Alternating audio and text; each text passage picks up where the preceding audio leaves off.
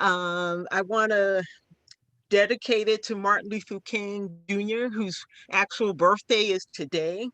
The celebrated birthday is on Monday, but he was born today. And um, I wanted to take a moment and just read a paragraph of his Nobel Prize speech.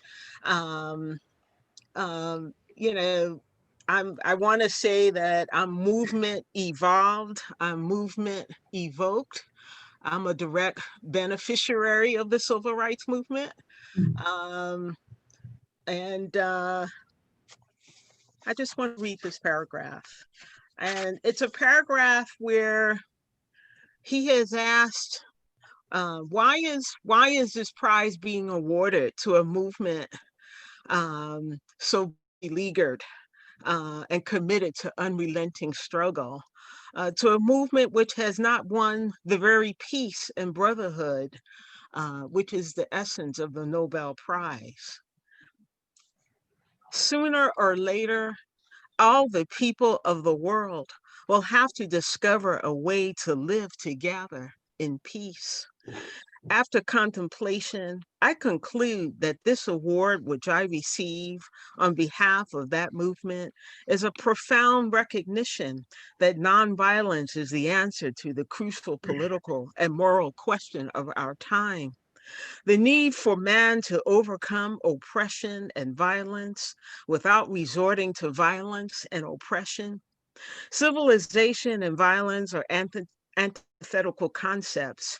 Negroes of the United States, following the people of India, have demonstrated that nonviolence is not sterile passivity, but a powerful moral force which makes for social transformation. Sooner or later, all the people of the world will have to discover a way to live together in peace and thereby transform this pending cosmic elegy into a creative psalm of brotherhood and sisterhood. If this is to be achieved, man must evolve. For all human conflict, a method which rejects revenge, aggression, and retaliation. The foundation of such method is love. And after last week in this country, I couldn't think of a more needed statement. Um, I want to welcome you again. Thank you all for taking the time to be with us. Thank readers.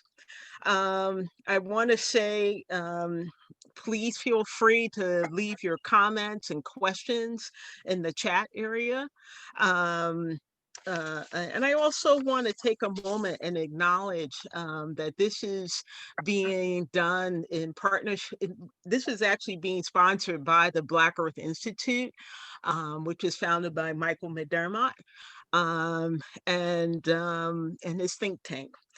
We have a few fellows from the Black Earth Institute in our reading, Claudia Savage and Todd Davis. Um, and I think that that's it. And then I just want to say, um, before we begin the actual reading, I also want to acknowledge my co-editors for the Works of Resistance Resilience issue. If Fiona Fulani is here tonight, she's going to be handling the questions and chat information. And Vita James, who's at large somewhere. She's a grad student fiercely working on her manuscript. Um, and I think that I don't have anything else. I just want to welcome you again. And I think we have a nice full house this evening. It keeps growing, so that's a good sign. And we have a full program. So I'm going to start with Wendy White, who is bringing us two lovely poems from the heart of Hawaii. Hello, everyone. I may be coming to you from Hawaii, but I wrote these poems in Virginia. And I wrote them and want to dedicate them today to my friend Elise, who let me stay in her beautiful house by the river of the Lafayette in Tidewater.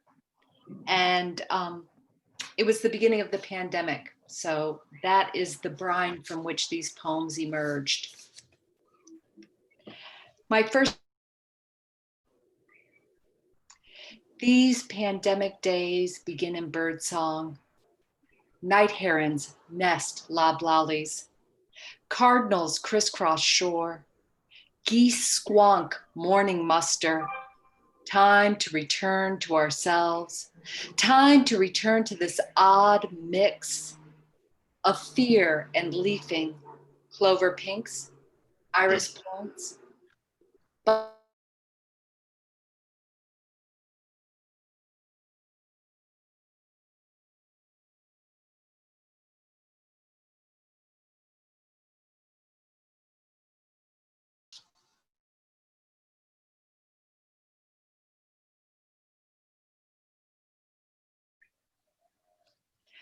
Focus on a single leaf. It will help. See how its oval divides shade from light, luminescence from gloom, how the underside, mottled from rain, from sheltering aphid eggs, glued like grains of rice, on paper reveal the origins of all preschool art.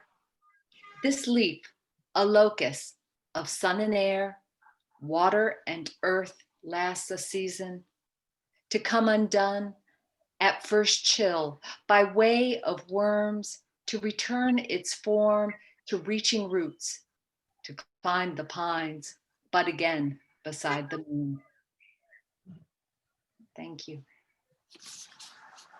Thank you, Wendy. Next up, we have Mariana McDonald.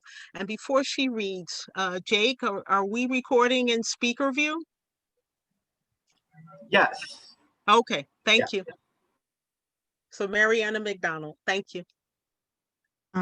Thank you. I'm thrilled to be part of tonight's reading, and I want to thank issue editors Jacqueline Johnson, Ifiona Fulani, and Vita James, and managing journal editor Michael McDermott for all their wonderful work.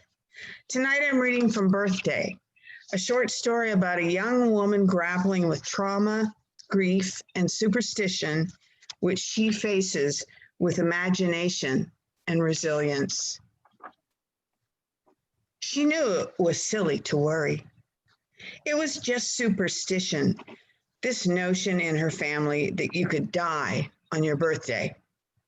Not die as in stillbirth or newborn death, but some years later as an adult, completely unexpectedly. It had happened so many times it was hard to ignore. Just at the moment the birthday person was about to blow out the candles and unwrap a gift, boom, here she was out in a flash with a heart attack or an aneurysm or a sad tryst with an errant bullet from a neighbor's New Year's Eve party. The last one only happened once, as far as she knew. It was her cousin Hilda's party down the street by the bodega with a broken neon sign. Somebody had just gotten out of jail and was pretending his gun was a firecracker to celebrate. Hilda wasn't even awake. She'd grown tired from all the singing and drinking and went to rest on the couch near the front of the house. No one noticed she was dead for hours until someone decided to wake her for a final round of songs. It was early in the morning, so technically it was no longer her birthday when she died, something the superstition debunkers always pointed out. Hilda didn't die on her birthday, you hear? She lived to her next year. Yeah, she did. Her father had been one of the heart attacks, mowing the lawn in the heat of July. He was never big on parties. Each year he made her mother promise there would be no party, no surprise.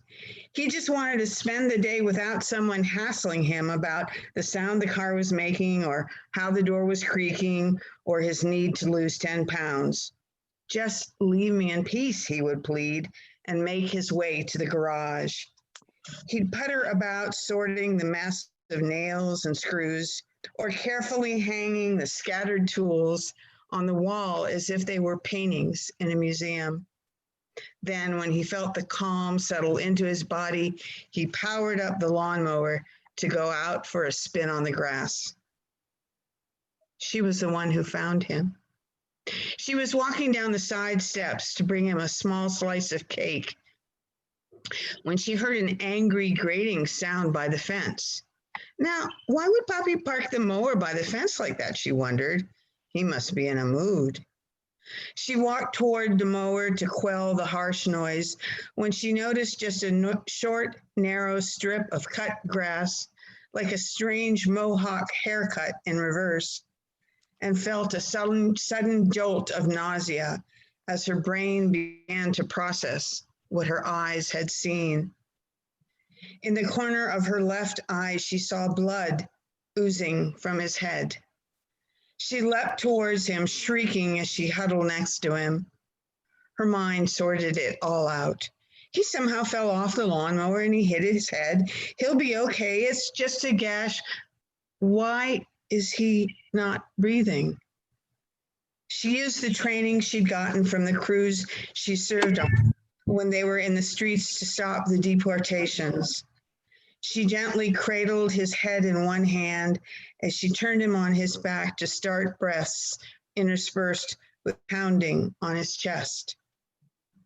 Even today, so many years later, she still felt deep pain thinking about those moments. She'd done everything right, but it didn't matter. Even hearing from the coroner that he was dead within moments of falling off the mower, maybe even dead before he fell, didn't matter. She had failed him.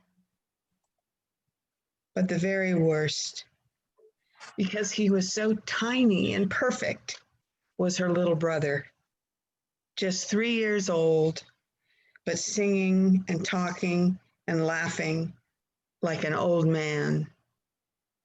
Beto. Thank you. Thank you, Mariana, for a fine reading. Up next, William King.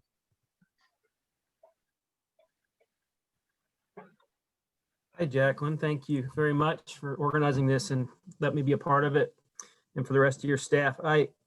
I couldn't think of a better place or a better time for this poem I'm going to read to be published. It's called Poem for My Night Nurse. And I've been thinking a lot about nurses and others in the medical profession right now during the pandemic. Just a real brief context for this poem. I got appendix cancer in 2012 and spent lots of time in the hospital and ICUs for about off and on for 5 years. And I really feel for folks who are having to experience that during the pandemic. Mm. Again, thank you, because I think this is the right time, at least for me, to read this poem. This is called Poem for My Night Nurse. Tied down by tubes in my nose, neck, and arms, I watch the second hand on the wall clock spin like a slow motion roulette wheel. When the minute hand hits my number, I press the pain button. I want to stand as soon as possible, but no, I can't. That like Gulliver, I'm washed up on a strange island. I'm Frankenstein's creature, one hand outstretched, muttering inarticulate sounds. But unlike his master who sparked life then fled, my night nurse abides. When I croak like a raven, she wets my lips and asks if in the morning I want a sponge bath. I do. First the bath, and then I will stand, I think, again and again until she comes in, asks if the water is warm enough, and starts to work her way down my body. Yes, I say, and thank you, which is not enough in this shockingly foreign country where everyone's pain is equal and you're always at the front of the line. Thank you, William, for a very timely poem. Thank you very much, Jacqueline. All right, up next, Maya Chan. Hi, everyone. Thanks again to the organizers and to all the folks on here. Let me just pull up the right poem. Okay. So I'm going to be reading If I Am Made of Bone. I have never been good at letting go. I hold my ghosts close like children I forgot to bear. They wallow in my small womb, wondering when this winter will thaw. Perhaps the only way I know how to be a lover is to become a child. There is only so much mending I can do. The rest comes from believing I too can heal.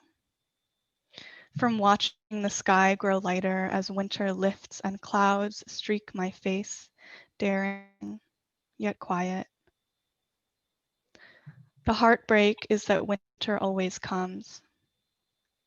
I will always long for another body which has been baked long enough in the sun, which doesn't need to hurt so much in order to finally rise from the floor like mist from a lake. The body is not forever.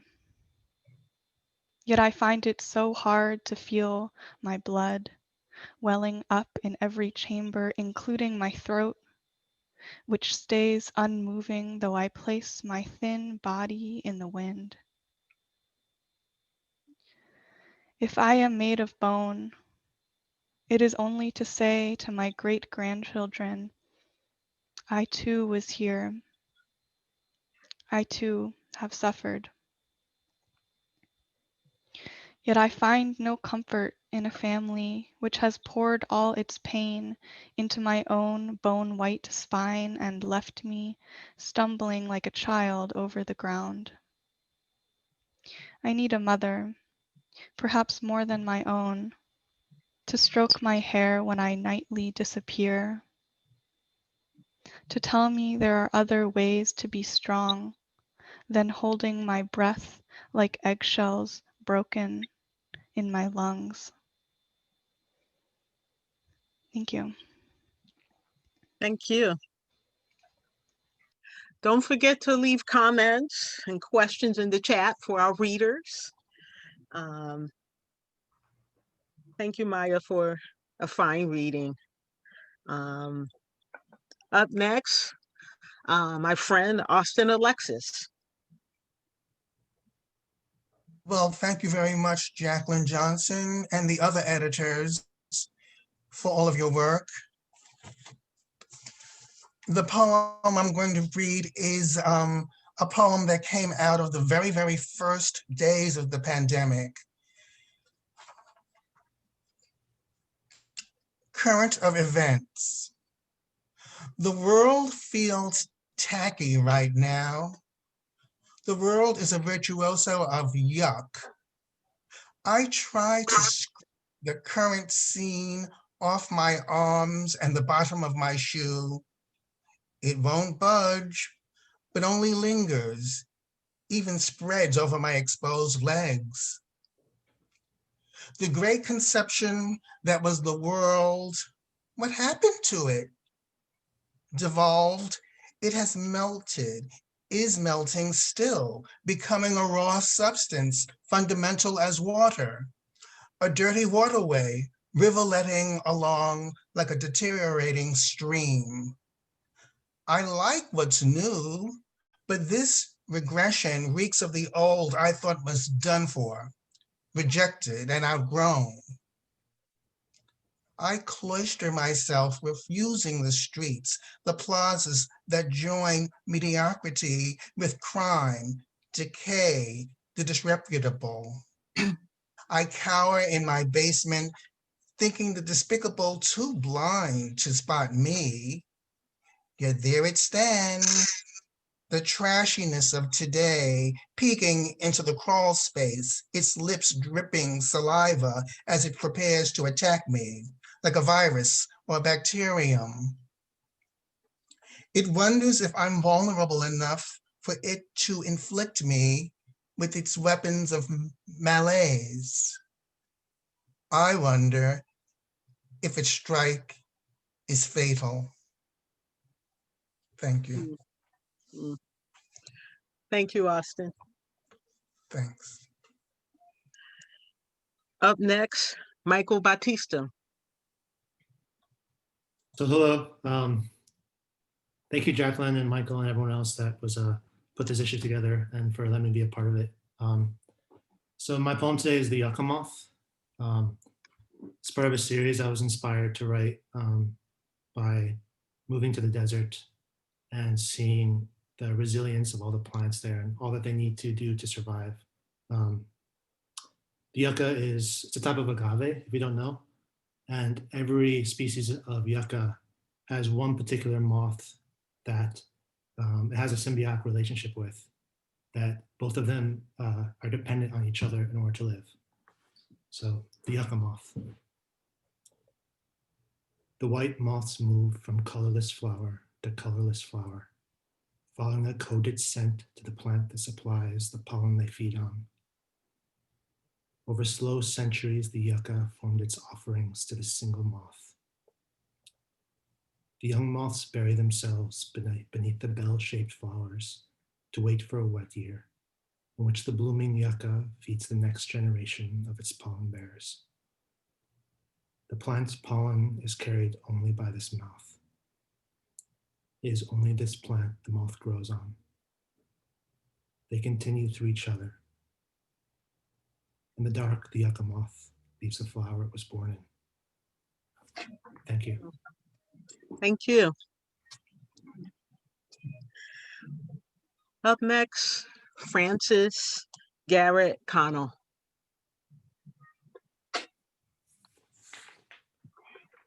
Hi, thanks again for letting me be part of this. I'm really honored to be with so many creative people. So this poem is pretty self-evident. It comes out of my desire to just say their names, some of the indigenous and other forgotten people, to salute their wisdom, to acknowledge what they've lost and their particular vulnerability during this pandemic. I'm very grateful that I got to travel in South America. I guess some of this grows out of that. So, in memory of the first people, neglected again, Brazil, 2020. Will they remember beyond the kaobab trees and toffee surging rivers, koi sloths, fluorescent frogs, empress cockatoo, dancing among rainbow toucans, spider monkeys, and sleek jaguars? Will they remember the secret villages of the Kaopo, Awa, Karu, Akansu, the Yanomami, Korosawa, and the Araweti? Will they remember how the white man's plague spiked and killed again, rapacious as the European diseases 600 years before? Will they remember the measles, smallpox, and flu that wiped out millions upon millions of forest dwellers, farmers, fishermen, shaman who had tended the land? Will they remember how the forest, rivers, the Cerrado preserved the lungs of the earth, offered medicines to harvest, wise men whose knowledge passed generation to generation? Will they remember how the rituals inhaling yakoana, drinking the bitter kapi wine juice, dancing rhythmically into trance, invited into the mysteries of Saiapi, of Awa, of the ancestors' spirit world? Will they remember the communal houses, the hammocks swinging, copper-bright children diving with river porpoises, the tarpaulin shacks of the dispossessed, Gorawani and Takuna? Will they remember the fierce tongues of fire, the smoke smudging the stars, the fragile land cleared for soy and cattle, the short life of rainforest soil, bereft of its shallow-rooted trees? Will they remember the Rio Nagro's treacherous cargo, carried from Manas's dug graves of the virus dead, Sao Paulo's rows after double rows like bricks between raised meridians of grass? Will they remember the mud-slippery crooked webs, houses piled on each other in the favelas, Rosiena, Santa Teresa, scrambling up hills beneath the benign arm of Christ, the Redeemer? Will they remember the city of God, the crowded buildings left to decay, order imposed from the fierce pacifying police unit, above the Ipanema beach, above Rio's glistening new highways. Will they remember their president who changed parties like a chameleon to woo the Caracas, once arrested for his plan to bomb the army barracks, judged by his own military to have serious personality, professional deformation? Will they remember his imitation of the world's worst leader, the American swindler, incapable of feeling, intellect, or decency, who charted chaos to make his countrymen die and burn? Thank you. Thank you, Francis. That poem couldn't be more timely. I know, sadly. I know, I know. And thanks for bringing Brazil back to me just a little. I was there in the 80s. Anyhow, up next, Walter Holland. I'm very pleased to be part of this reading as well. I'm reading my poem Bar on 52nd Street, and I wanted to give it a little context. In January of last year, 2020, my husband, Howard Frey, and I visited a gay bar called Therapy on West 52nd Street in Manhattan. And as it was the start of, as we all know, a very anxious year politically, and the election was coming on, I remembered that Auden, W.H. Auden, had penned his famous poem, September 1st, 1939, allegedly actually in a gay-friendly dive called the Dizzy Bar on East 52nd Street. So the irony of that wasn't lost on me. So my poem is called Bar on 52nd Street, Therapy, Gay Bar, New York City, January 2020. Auden, you would have understood the bright array of colored lights, the drinks set just so on the bar, and men side by side engaged in close conversations, or other men sitting by themselves, perusing the semi-darkness, seekers of a body to shelter with at morning. Though for you, I knew there was less festivity, laughter, ease of an open community. Would you feel the moment's irony, the sad gathering of fear, the unease of authoritarianism, the world gone perversely toward hatred, a disregard for suffering, a carelessness toward truth? Menace has returned, Auden. Outside this bar, the city towers glow, high-rise silhouettes, brilliant as crystalline gems and ornamental circuitries, reminding me of Metropolis, Fritz Lang's old movie, that epitome of futuristic dystopia, a foreseeing of economic repression, a film I once found laughable, its melodramatic symbolism, its hyper-expressionistic design. But time is unkind to those of us, now grown old, who've passed our shelf lives, outlived friends, and seen the harsh ascent of change. Lang's flickering frames and color-painted celluloid precede 20th century terrors, genocide, atrocity, technology, the mechanization of the human, the outsourcing of minds. Auden, these lights tonight distant, more points of vast alienation, far off signals, warnings from the dispossessed, codes, scent of absence. For every bright window, a cardboard box, a heap of clothes, excrement, and plastic bags, optionless borders or steel cages, and so much more I must ignore. And in this tapered cocktail, its radiance a kind of jarring elegance, a forfeiture, a way, a freely forgetting. Thanks. Ah, wonderful, Walter. Really nice. Um, I can hear those blues. I can hear them. Thank you. Sure.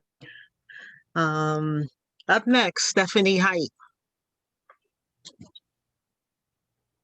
Thank you so much. I'm feeling my heartbeat quickly, partly from nervousness and partly from overwhelm at just the gorgeousness of this weavings of these writings. And I'm really honored to be part of this, and just want to thank Jacqueline, Fiona, Vita, and Michael, and everyone who works on this beautiful project of Black Earth Institute and About Place Journal. And also a special thanks, Jesse Hughes, who does the layout. My poems had some unusual forms, and yeah, Jesse did just such a beautiful job.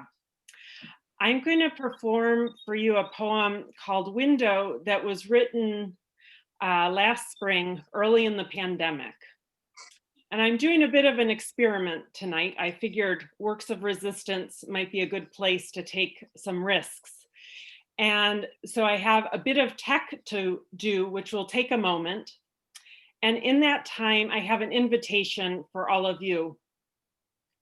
Just in your space, if you have a window available to look out of, or it could be a door, a threshold, just to take some time to shift your gaze from this window of the screen to a window or door, and just notice your breath, your location, your relationship to that space. And the end of the instruction is that when you hear me start to speak, saying window again, that you shift your gaze again and train it back to your digital screen.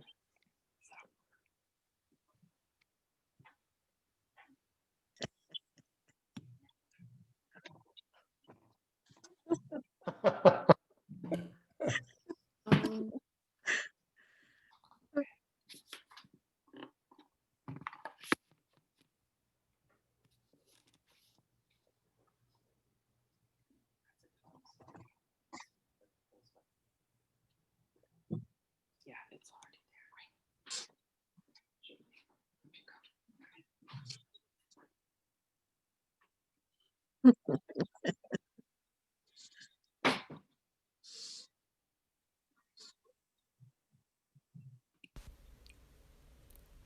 Window.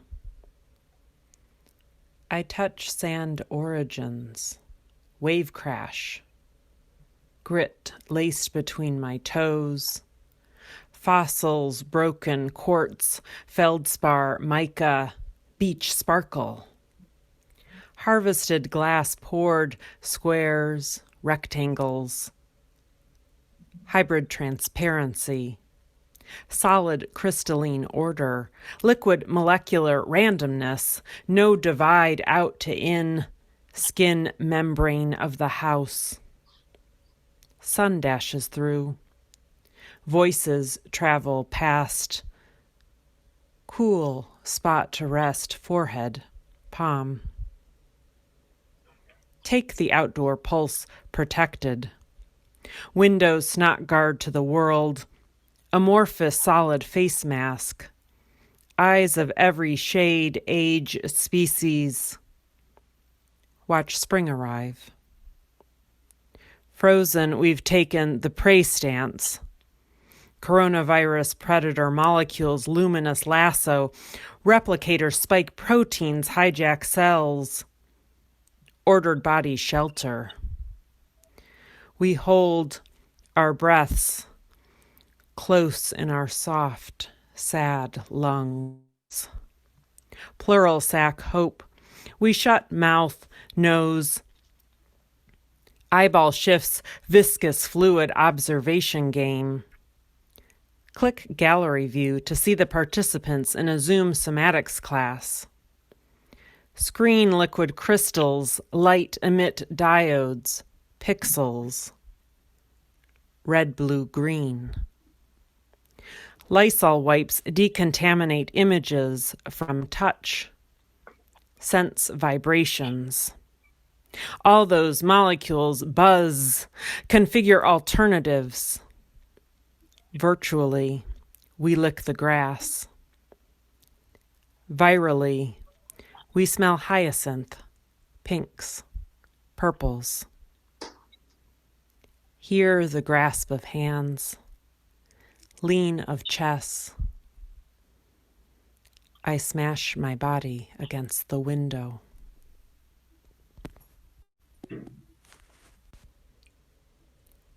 Window.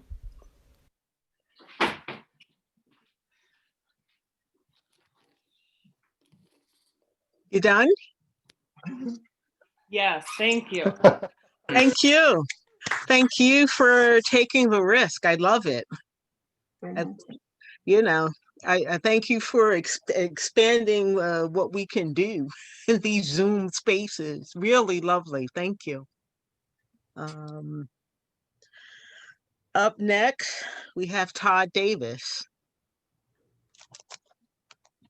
Well, thank you, Jacqueline, and of course to everybody at the Black Earth Institute.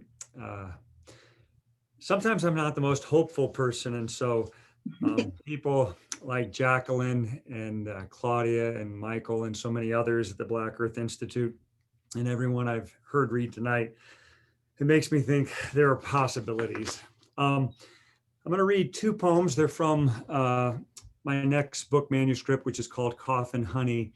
And in that manuscript, there are 4 interlude poems called Dream Elevator. And so Dream Elevator 1, 2, 3, and 4.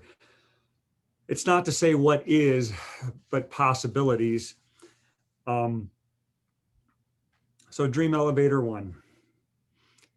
In time, like mold in a wash basin, the plague which we made, which we are, grew. Warmth and water, lungs provide both in ample measure, tents of bodies collapsing as in a windstorm, leg poles bent, flaps of skin torn.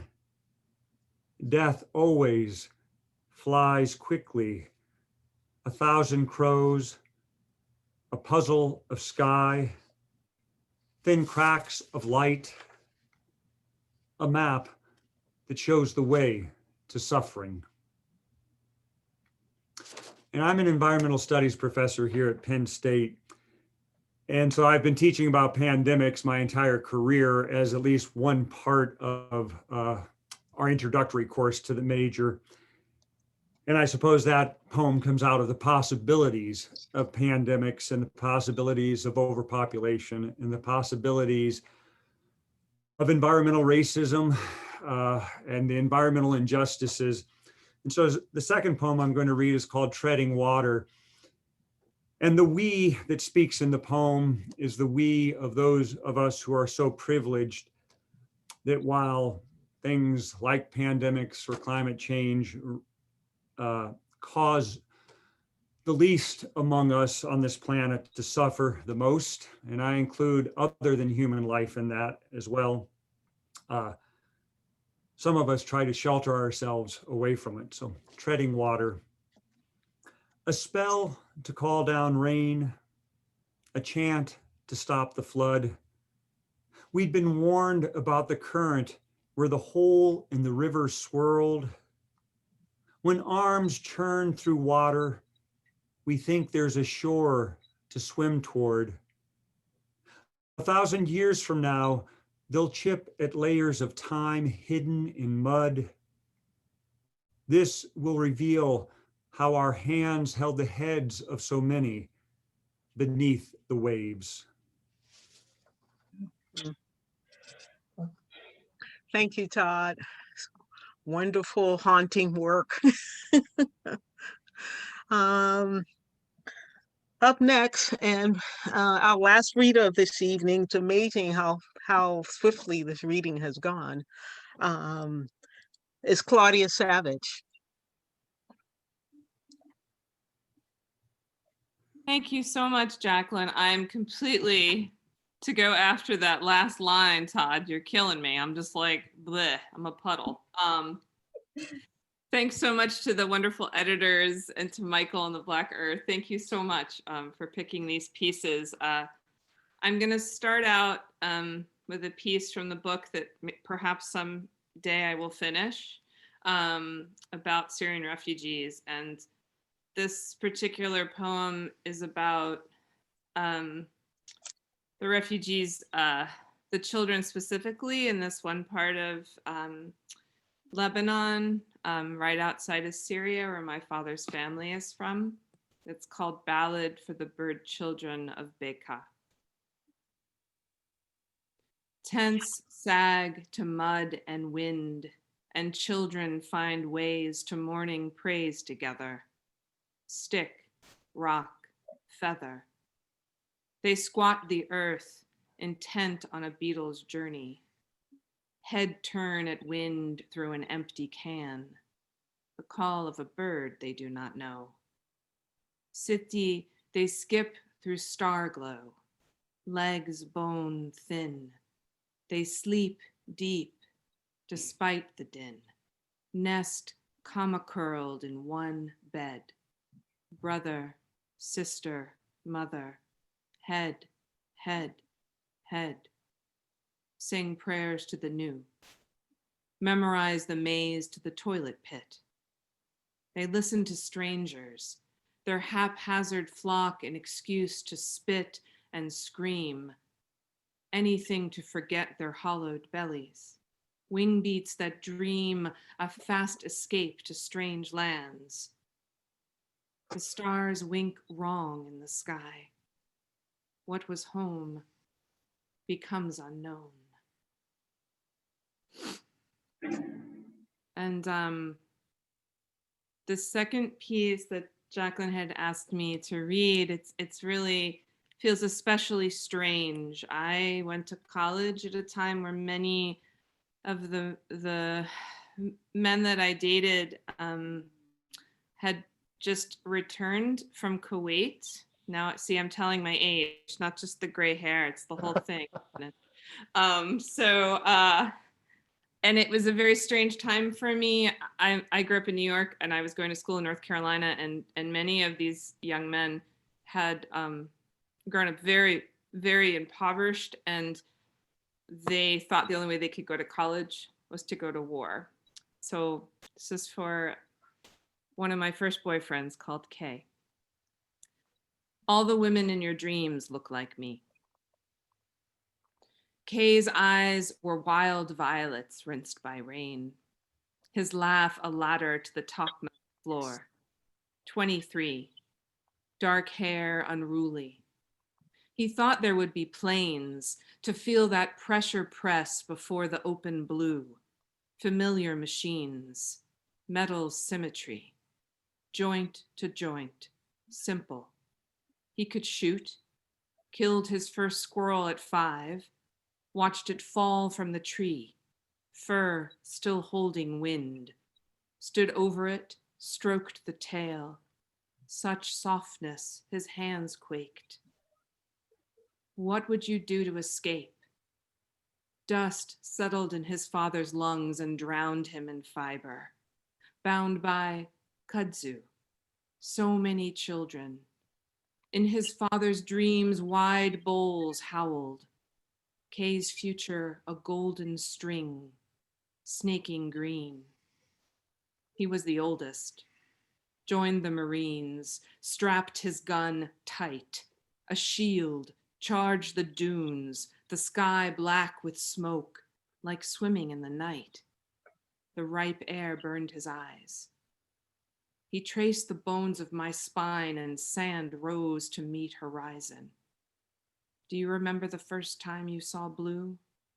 His hand up my neck, my silky curls, 2 flames for eyes, those days I was always burning. My uncle, my brother strip searched at the airport. Kay's fingers crested my shoulders, down my valleys.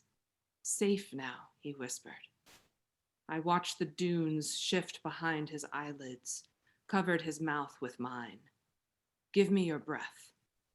Kay cupped my neck. You look like them. The first patrol, he jumped off the truck, a body unveiled. The glossy black curls quaking with wind touched her cheek, my grandmother's cheek, my grandmother's hands of honey, my aunt's hands of blood, nothing thick enough to hide the children. Pebbles in a dry river. They begged the mountains, the sand, the greedy desert air. They begged everything. You have the gun, so here is my money. You have the gun, so here is my body. You have the gun, so here is my country. The sun seared his pupils blind. Where was the forest's silence, the stream in spring? Everything narrows to the people next to you. Their heart beats thunder. I roll over, spread my legs. Kay's eyes calm to glass. He wanted to trap the sky, claim cloud. I cannot give him more than the earth's sensation. I let him begin with taste. Thank you. Thank you, Claudia, for such a nice hot poem to close with. Anytime, Jacqueline. And thank all my readers for such a fine collective reading. That's just a living, breathing proof of how wonderful the work is that's in the works of resistance, resilience issue. I want to stop for a moment and let my co-editor, Fiona Fulani, jump in. She's going to handle what's in the chat and any Q&A. Yes, I'd just like to add my thanks to Jacqueline's. That was just a wonderful reading, and I enjoyed everyone's work, everyone's voice. The chat expressed appreciation, right? You were all so appreciative of each other's work. There were no questions, right? So nothing for me to field to anyone. But there was one comment that I just wanted to share. It just seemed an important sentiment for the moment from Wendy White. I think she was responding to a poem by Todd, I think, but she commented, "We dwell in possibilities." And that's a sentiment I'll take away from tonight, I think. Yeah. Yeah, and that's a good way to close. Unless there are some questions that people that the contributors may have. Otherwise, I just want to thank everyone for such a fine reading. And I will say that we have 2 more readings left in this series. There's one on January 29th and one the following week on February 5th. And then we will see what happens next with she picks up the baton or leaves it in the air. It's her call. Anyway, I just want to thank everyone. I couldn't think of a better way to celebrate the spirit of Martin Luther King Jr. Than to bring all these beautiful voices together. So you all have a great evening. Unless there's something else. Thank you. Thank you. All right. Well, love to everybody. Thank you so much. Thank you so much.